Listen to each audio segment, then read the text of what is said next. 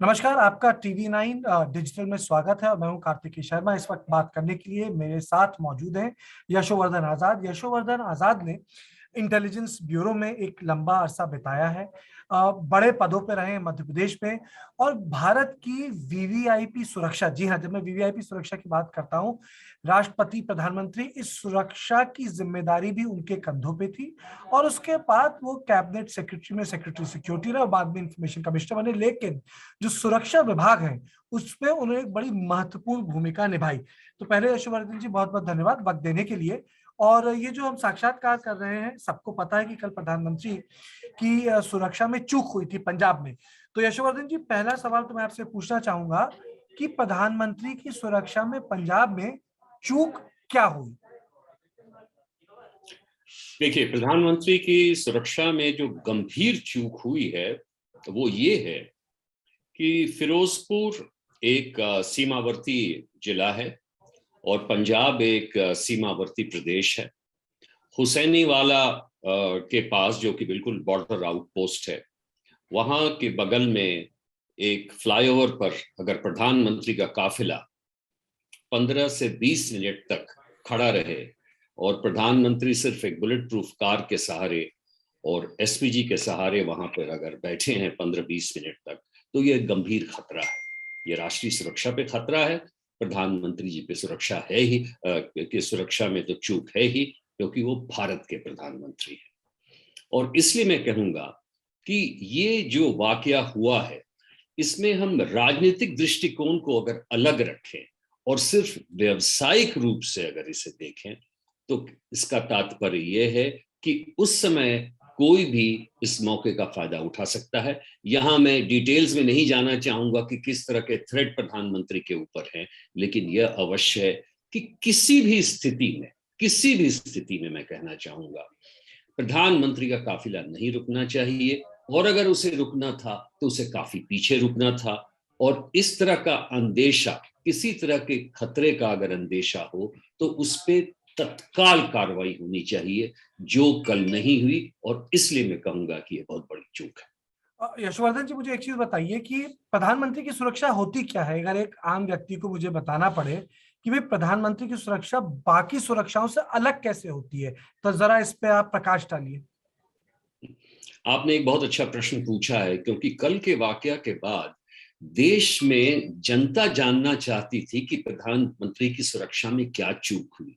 लेकिन टेलीविजन पे इतने ज्यादा चैनल्स इतनी चीजों को के बारे में बोल रहे थे कि इसका आभास नहीं मिल रहा था कि तथ्य क्या है।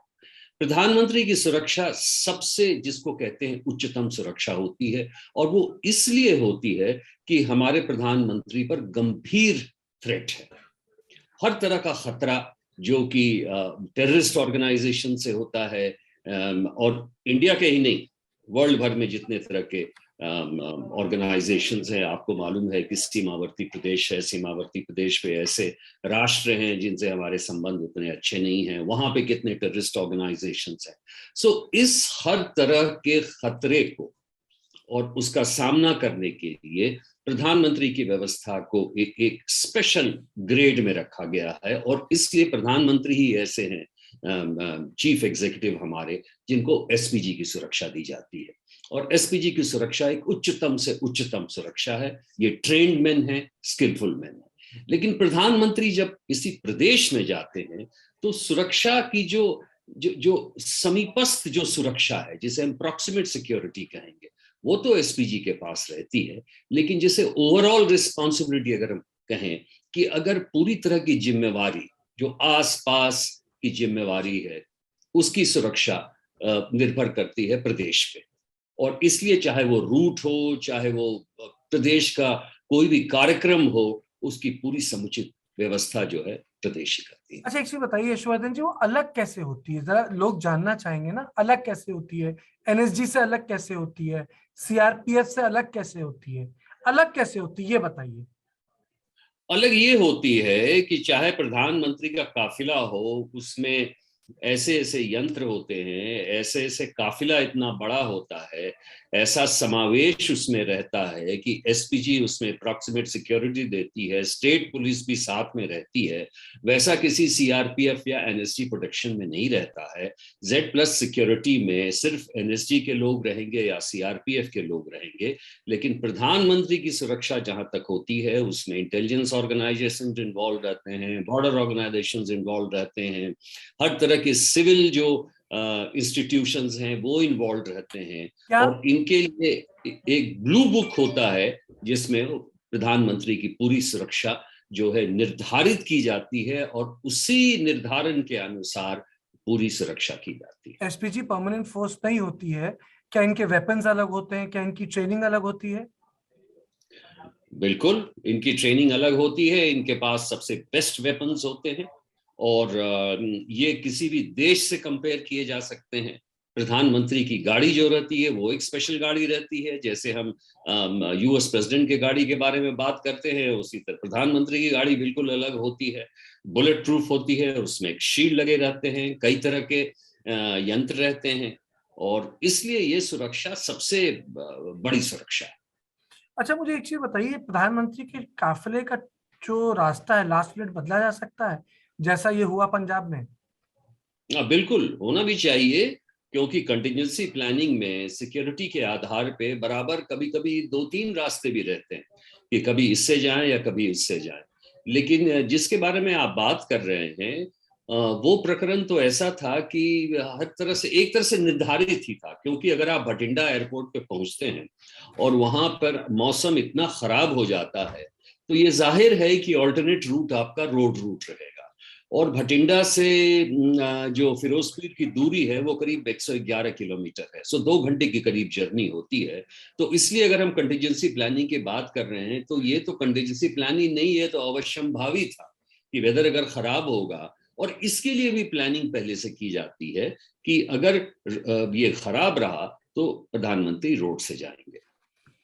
अच्छा, एक चीज बताइए, गलती कहाँ हुई? मतलब आप थोड़े से मतलब डिप्लोमेटिकली जवाब दे रहे हैं, गलती कहाँ हुई बताइए। गलती एक व्यवसायिक चूक से हुई। किसी तरह का दोषारोपण देना उचित नहीं होगा। ना तो सरकार चाहती थी और ना तो पुलिस चाहती थी कि प्रधानमंत्री की सुरक्षा के साथ खिलवाड़ हो। हुआ ये, प्रधानमंत्री को रैली में जाना था और प्रधानमंत्री को हुसैनी वाला मेमोरियल में जाना था। इन दो चीजों के प्रदेश पुलिस ने संभाला हुआ था, लेकिन किसान प्रोटेस्टर्स अचानक वहां पे आ गए और गलती ये हुई कि उनके साथ पुलिस वालों ने बातचीत शुरू करना शुरू किया, उन्हें फोर्स के साथ हटाया नहीं। किस लिए नहीं हटाया? इसलिए भी नहीं हटाया क्योंकि पुलिस नेतृत्व आजकल हिचकती है फोर्स यूज करने पर, और खासकर किसान प्रोटेस्टर्स के खिलाफ। उन्होंने ओवरब्रिज के पहले प्रधानमंत्री को रोक दिया पंजाब पुलिस ने, और कहा जब तक कि हम बातचीत करते हैं आप यहाँ पे सुरक्षित रहें और उसके बाद हम आपको आगे जाएं।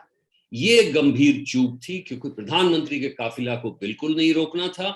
उन्हें उन्हें फोर्स से भी हो तो क्लियर करना चाहिए था और काफिले को आगे ले जाना चाहिए था। ये व्यवसायिक चूक हुई है क्योंकि वहां पर एसपी भी आ गए थे मेरी जानकारी के अनुसार, और उन्होंने फोर्स नहीं, हमें कोई भी तरीका ऐसा इस्तेमाल किया जिससे कि काफिला तत्काल से निकल जाता। यशोवर्धन जी, एक चीज बताइए, ये जो इंक्वायरी कमेटी गठित हुई है, क्या इससे आपको लगता है कि जो भूल चूक हुई है पता लग जाएगी इस सरकारी समिति से?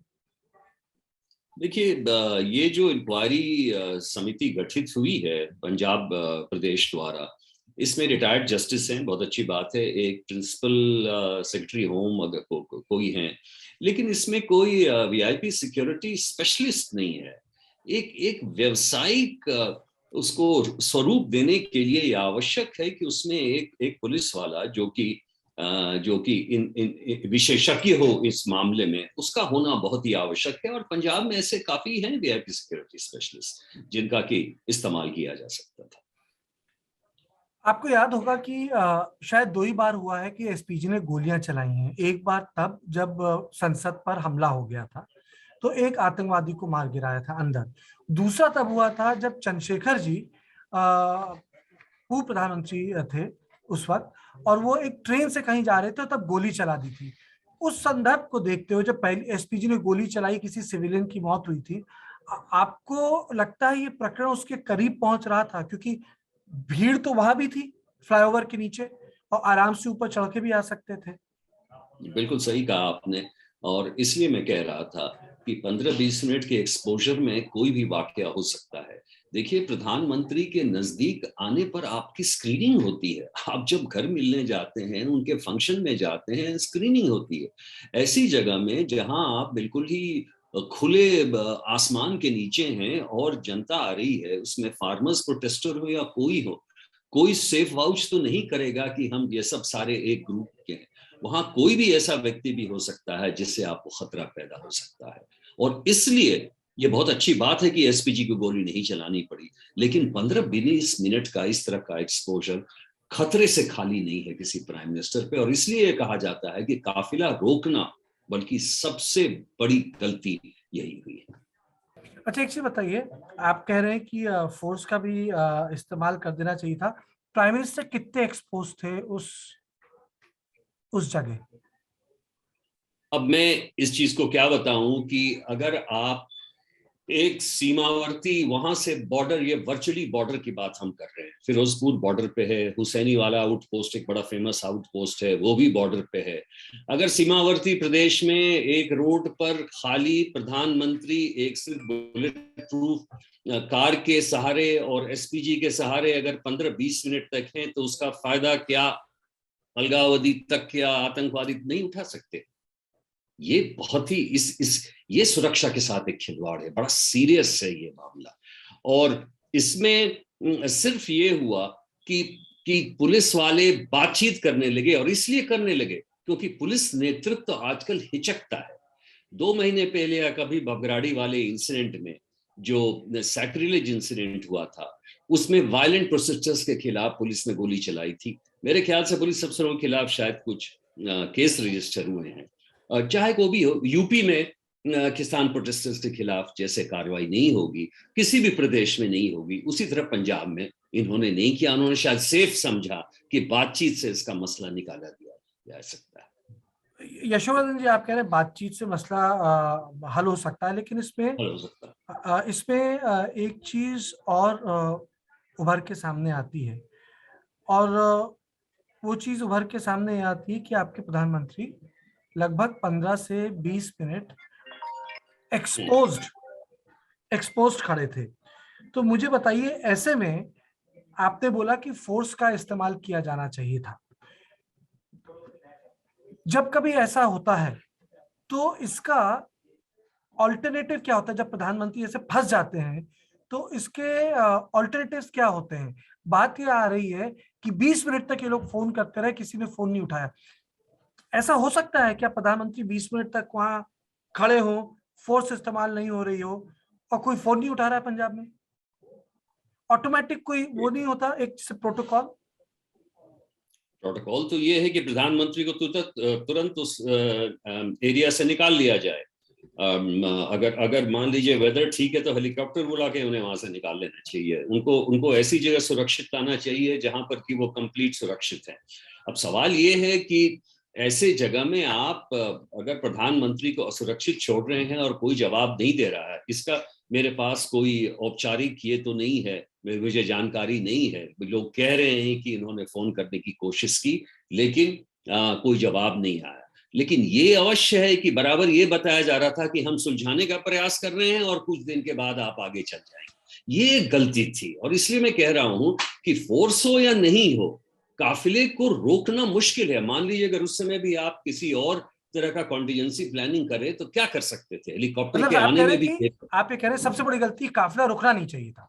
रुकना नहीं चाहिए था। ये गलती वही देखिए, हुई है। एक गलती हुई, व्यवसायिक चूक हुई है। प्रधानमंत्री का काफिला सुरक्षा के बिल्कुल नहीं आना चाहिए। सुरक्षा का मापदंड यही है कि गाड़ी चलती रहे, प्रोटेक्शन साथ में चलता रहे। जी, यशवर्धन जी, हमसे बात करने के लिए बहुत बहुत शुक्रिया।